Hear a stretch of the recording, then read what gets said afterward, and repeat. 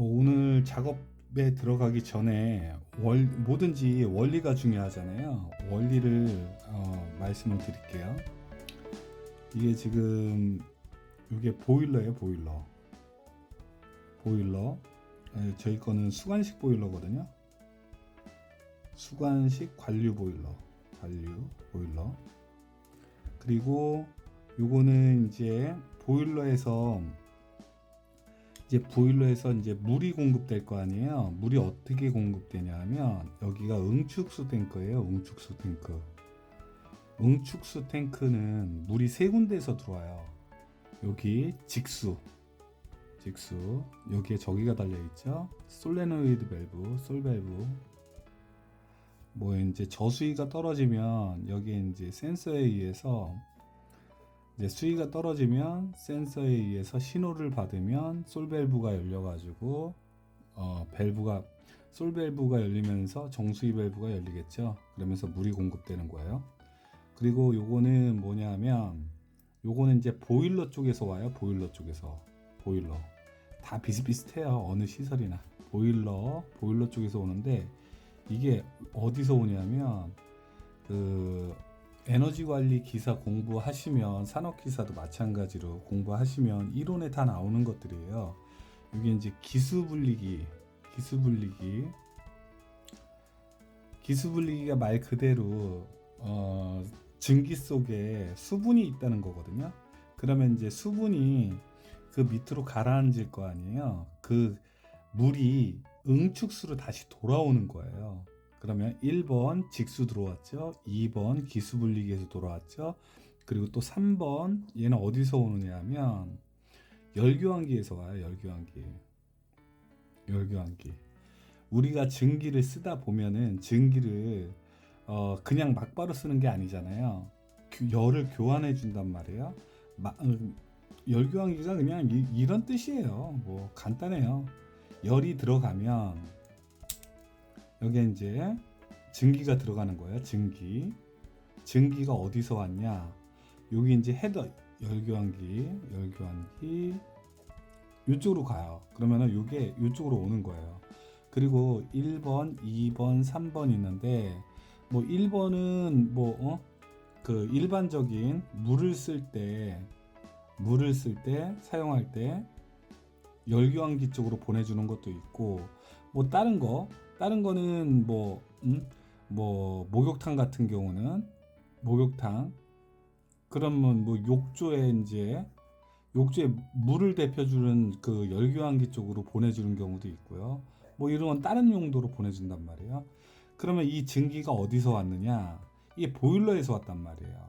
보일러. 증기가 발생이 되려면 물이 필요하잖아요. 그 물은 또 어디서 왔느냐? 응축수에서 왔어요. 응축수 뭐라고 그랬죠? 응축수 탱크가 1번 물이 모자르면 직수로 가고 2번은 여기 이제 기수분리기 보일러 쪽 기수분리기에서 간다 그랬죠. 3번은 열교환기 쪽으로 간다 그랬죠. 그렇게 해서 이제 제가 여기까지 말씀드렸죠. 열교환기 쪽에서 물이 어떻게 들어오냐면 증기가 들어오면 한쪽은 냉수가 들어가요. 한쪽은 냉수. 그 다음에 온수가 나가요. 왜 그러냐면 증기가 한쪽 편에 이렇게 가요. 이렇게 갔어요. 증기가 이렇게 가면 섞이지는 않는 거예요. 한 판 한 판이 증기가 들어가고 이렇게 회전이 돼요. 또 한 판은 뭐냐면 냉수가 왔다 갔다 그래요. 냉수가. 그래서 온수가 되는 거예요. 뭐냐면 얘는 서로 붙지는 않아요. 일단 한 판은 물이 지나가고 그 윗판은 증기가 지나가고 그래서 열을 뺏겼다. 열을 교환했다. 그래서 이 판들의 모임, 판의 집합체. 단순해. 이게 열교환기. 그러면 이제 증기가 열을 뺏기면 결로 현상들이 발생이 되잖아요.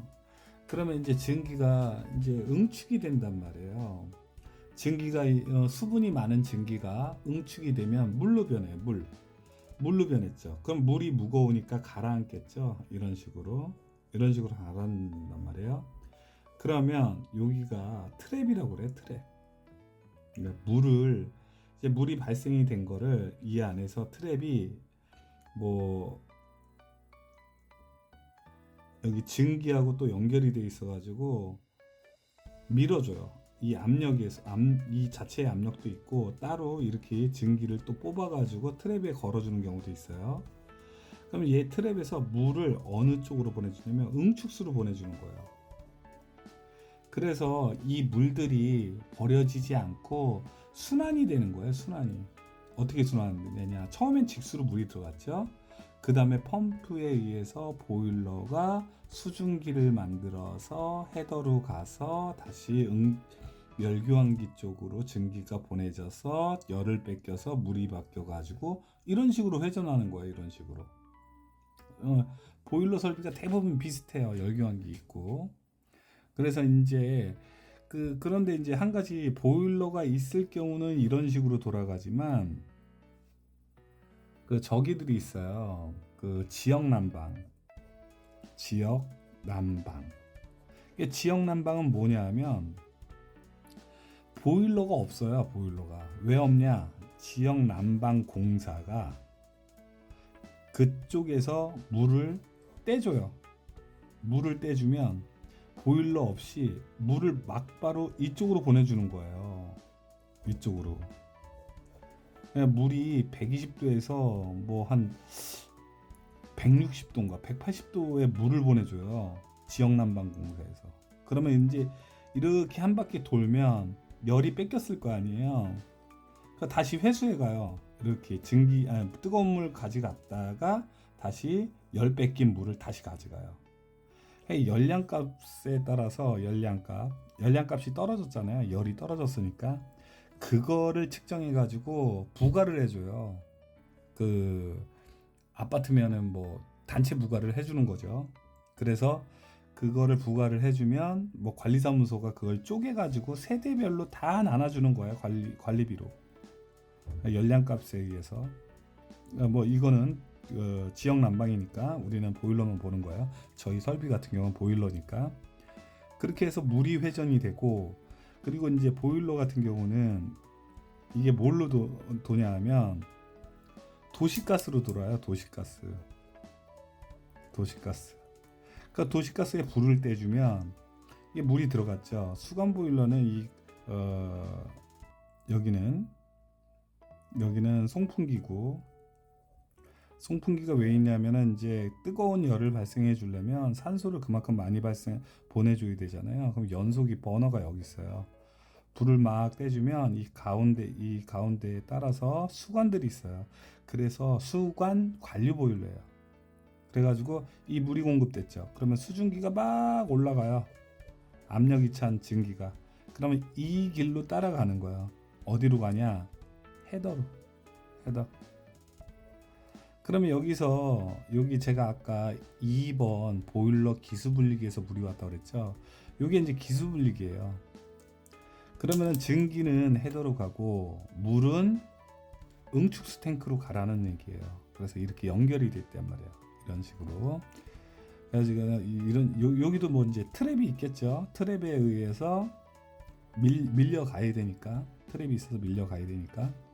뭐 이런 식으로 돼 있는 거예요. 그리고 헤더는 간단해요. 그냥 보일러에서 큰 압력에 의해서 증기를 보내주면 그 압력에 의해서 분배기예요. 그 집에 보시면 싱크대 밑에 뭐가 있어요? 분배기가 있어요. 분배기. 그게 온수 분배기도 있고 냉수 분배기도 있죠. 그렇게 보시면 돼요. 이거는 그냥 증기 분배기. 뭐 어려운 말 쓸 필요 없이 분배를 해준단 말이에요. 그래서 아까 열교환기 쪽으로 가는 거고, 그리고 다른 쪽도 쓰는 거에 따라서 다양하게 이제 헤더에서 이제 보내주는 거죠. 그리고 아까 제가 말씀드렸지 도시가스가 들어와서 연소가 된다고 그랬잖아요. 그러면 완전 연소가 되더라도 연기는 날 거 아니에요. 완전 연소가 되려면은 뭐 보일러 조건이 아주 좋아야 되겠죠. 완전 연소되면은 뭐가 발생이 돼요? CO2하고 H2O 요것만 발생이 되죠. 근데 완전 연소되는 경우는 거의 없어요. 거의 못 만들죠. 이건 뭐 이론적으로 완벽한 뭐 연소인 거죠. 그래서 연소가 되면 어디로 가냐면 이렇게 바깥으로 가요. 바깥으로. 이 실내에서 있으면은 이거 지식사 할 수 있잖아요. 바깥으로 이렇게 보시면 돼요. 이게 실외예요. 여기는 실외, 여기는 실내. 그리고 이거 뭐 이제 배출가스가 나가니까 배출가스가 여기 실내에 있으면 그냥 간편하게 연도라고 보시면 돼요. 연도. 그리고 실외에 있다. 연돌.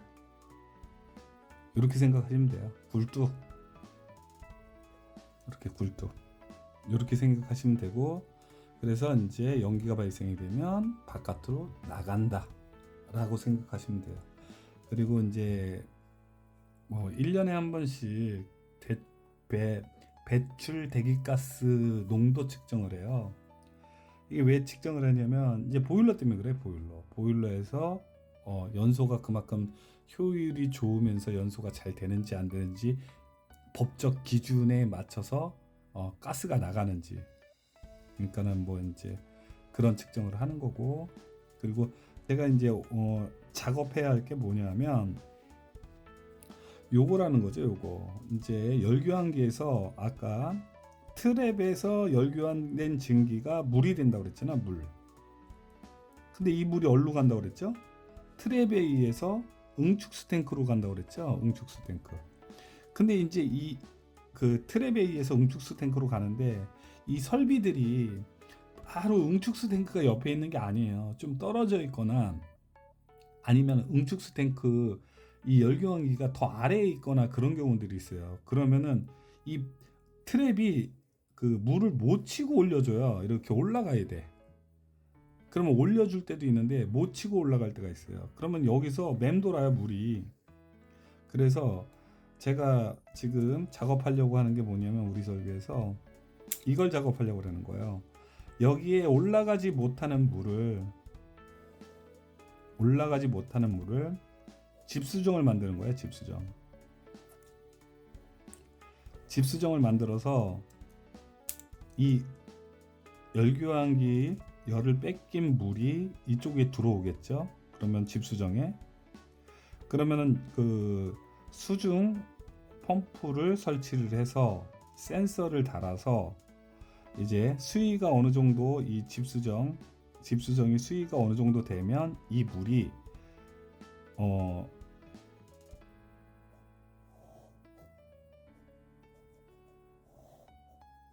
응축수 탱크 쪽으로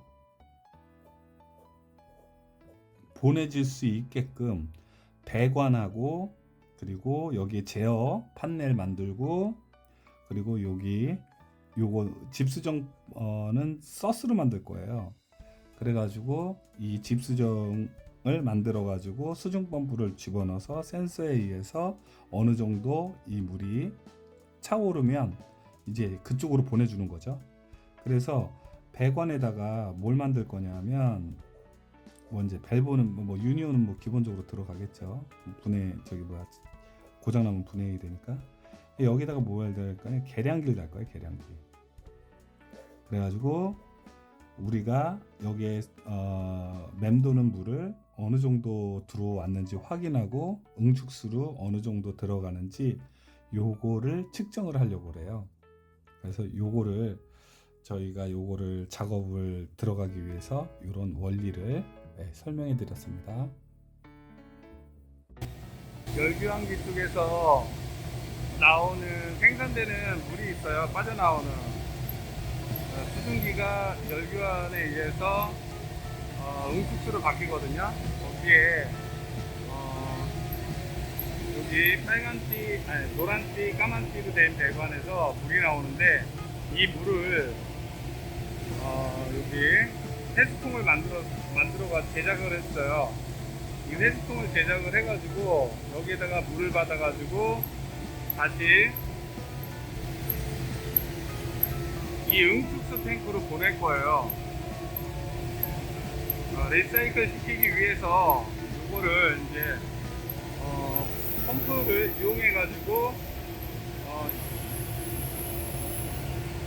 이용해서 응축수 탱크로 보낼 거예요. 이거 빨간 띠 보이시죠? 빨간 띠 있는데 25A짜리 강간을 이용해 가지고 저기 천정에 디귿자리 잔내 보이시죠? 그쪽 방향으로 해서 이 응축수 탱크로 집어넣을 거예요. 오늘 그 작업을 응축수 탱크로 순환시킬 거예요. 그 작업을 한번 해보도록 하겠습니다.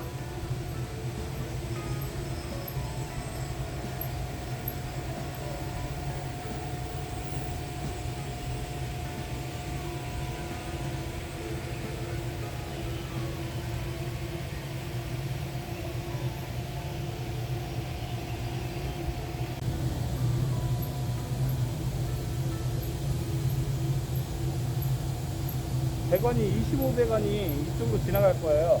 빨간 선 따라서 그렇게 해서 이제 상부 잔내 쪽으로 전산볼트 행거 달아가지고 갈 거거든요. 그래서 응축수 탱크 쪽으로 저 빨간 선 따라서 갈 거예요. 그래서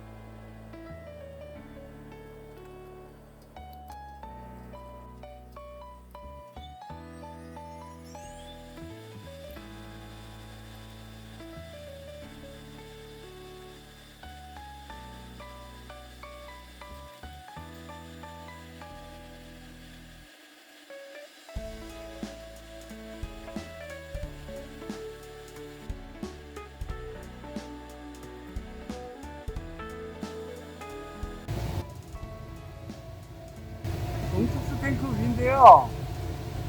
25A 배관, 여기 볼밸브 걸어놨고요. 유니온 띄워놨고요. 예, 위에 행거 달아가지고 저쪽으로 꼽았어요. 이쪽으로 한번 가볼게요. 배관 보이시죠?